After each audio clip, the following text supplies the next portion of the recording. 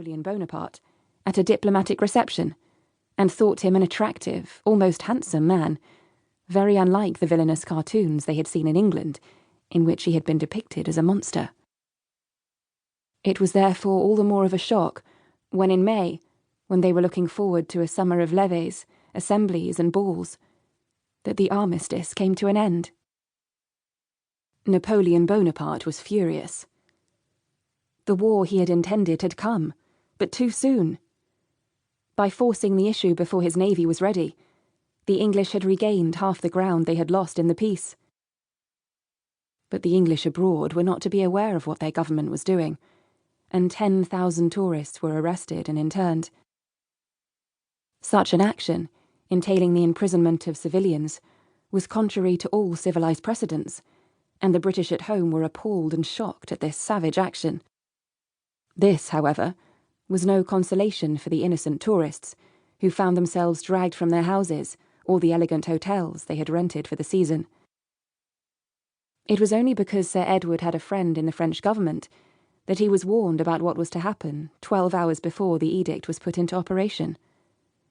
Hurriedly, he left with his wife and daughter for a house in a small, unfashionable back street, which let rooms to anyone who inquired for them and asked no questions. Unfortunately, while Sir Edward was desperately planning how they could achieve this seemingly impossible and get home to England, he was taken ill. Vernita was convinced that it was the water of Paris that was responsible for his illness. But whatever it was, they had no sooner reached the sanctuary of their boarding house than Sir Edward ran a high temperature. Although his wife and daughter tended him in every way they could, he died suddenly after a week's agonizing pain, leaving them stunned, helpless, and alone. Too late, they realized that they should have risked disclosure and sent for a doctor. Even so, the medical service in France had a bad name, and it was doubtful if even the most experienced physician could have saved Sir Edward. Lady Waltham, who had loved her husband dearly, was prostrate with grief, and it was Vernita who arranged that they should move from the more comfortable apartments they occupied up into the attics.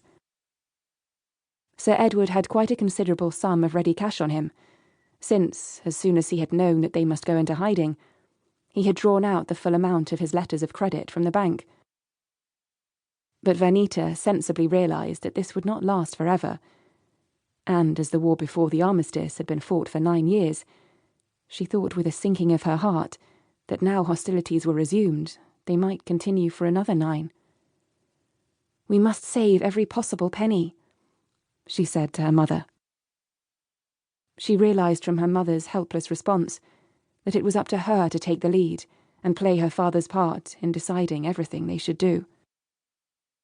It was obvious that most Frenchmen echoed Napoleon's wrath against the British. Vernita learnt that the Corsican's craving for revenge had made him intent on conquering the race of insolent shopkeepers, as he disparagingly described the British, who barred his way to world domination. The newspapers reported that he was determined to cross the Channel and invade England. "They want us to jump the ditch," he cried, "and we will jump it." Napoleon ordered the construction of hundreds of invasion barges and gunboats to carry an army to England, and mobilized every French seaport. The French thrilled to his vision, and jeered at the British, who thought they could defend themselves against such an armada. However, time passed, and by the beginning of 1805, Napoleon began to realize that his dream of crossing the Channel was fading, while the British Navy blocked the way. But that was not to say that Paris was any more tolerant towards the English. Every time Vernita went out shopping or walked along the streets, she could almost feel the hatred for her countrymen emanating from the victorious French, who had the rest of Europe under their heels. But victories did not stop the price of food from rising, and Vernita was finding it more and more difficult to feed herself and her mother. Lady Waltham had never recovered from the shock of her husband's death, and she seemed to her daughter to be fading away month after month, day after day.